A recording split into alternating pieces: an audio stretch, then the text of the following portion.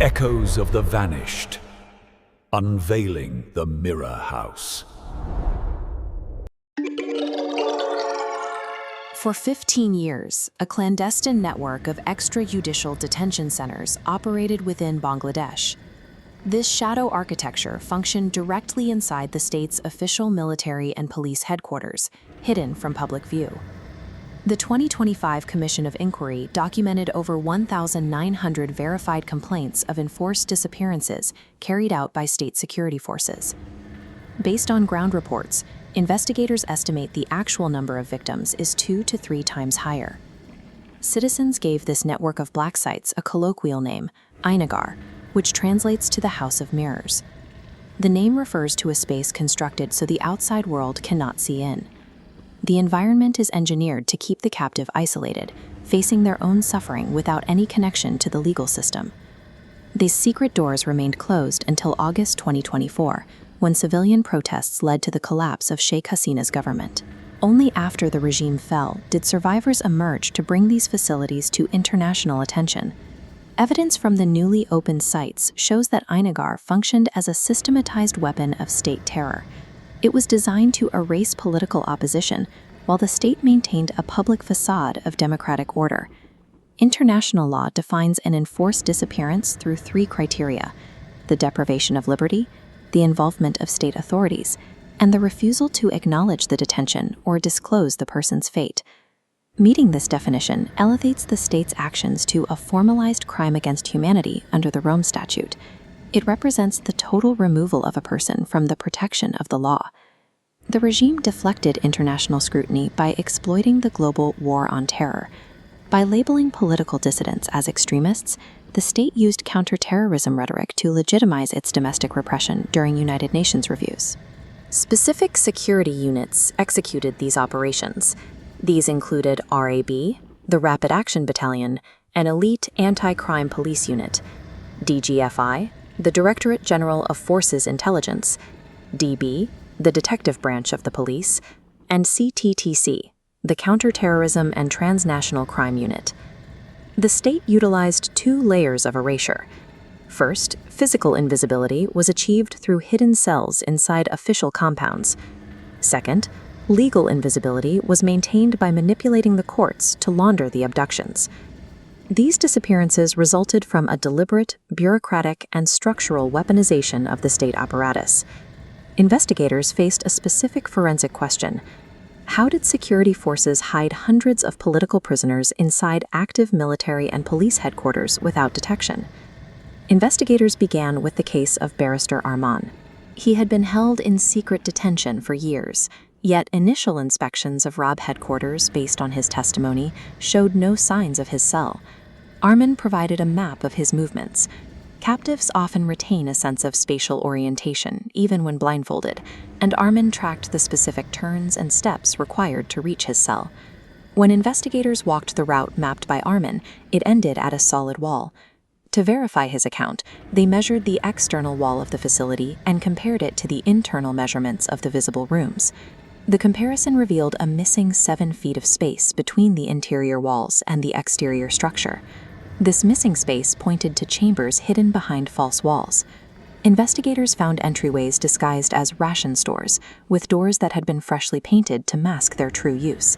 The state re-engineered the architecture of its own administrative buildings to physically erase human beings from the public record.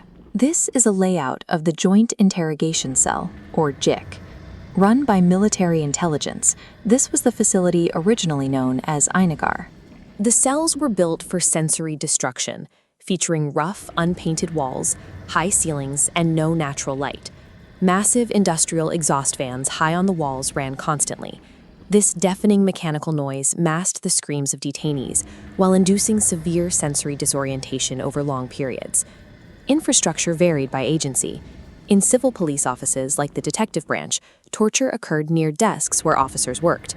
In military-controlled sites, the architecture included soundproofed torture chambers. Investigators found specialized equipment built to inflict physical trauma, like this rotating chair device at the National Security Intelligence Facility, Bangladesh's principal civilian intelligence agency. The physical architecture of Aynaghar held bodies securely, while the sensory deprivation and mechanized violence dismantled the human mind. The physical cells required a corresponding bureaucratic machine to maintain total institutional silence across multiple government branches. This diagram shows the command structure. Orders moved from strategic political leadership through executive military commanders to the functional execution teams that carried out abductions.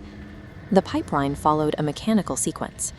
A target was abducted, held in secret, coerced into a statement, and then pushed into the criminal justice system through fabricated police reports.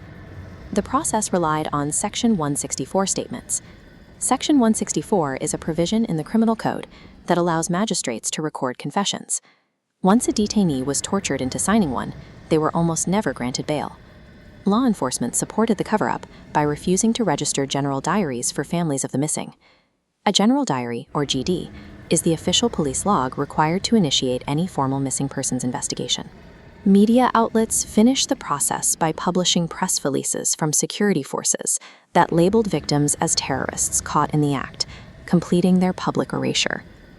Torture inside Aynaghar functioned as an administrative tool.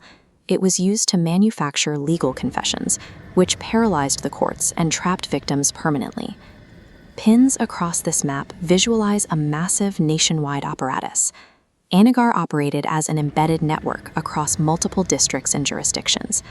Hundreds of families are still searching for relatives who never returned, trapped in the agony of not knowing if they are dead or still hidden. These families also face a bureaucratic nightmare. Without a body or a death certificate, they are legally unable to access bank accounts, process inheritances, or secure housing. While the state claimed these operations targeted extremists, data from the Commission shows the system was overwhelmingly used against political opponents and activists. The regime has fallen, but the structural and generational damage inflicted by the shadow state remains embedded in the society. The transitional government now faces the forensic challenge of locating mass graves and recovering human remains disposed of in rivers and remote locations. Identifying these remains requires the development of a nationwide DNA database to match genetic profiles with samples from thousands of relatives. To prevent this architecture from returning, lawmakers drafted the Enforced Disappearance Prevention and Redress Ordinance 2025. This legal framework criminalizes the practice and establishes a mechanism for victim compensation. True accountability requires prosecuting the strategic leadership. Prosecutors must establish command responsibility at the highest executive levels under international law. Justice depends on dismantling the legal, physical, and institutional architecture that allowed the House of Mirrors to exist.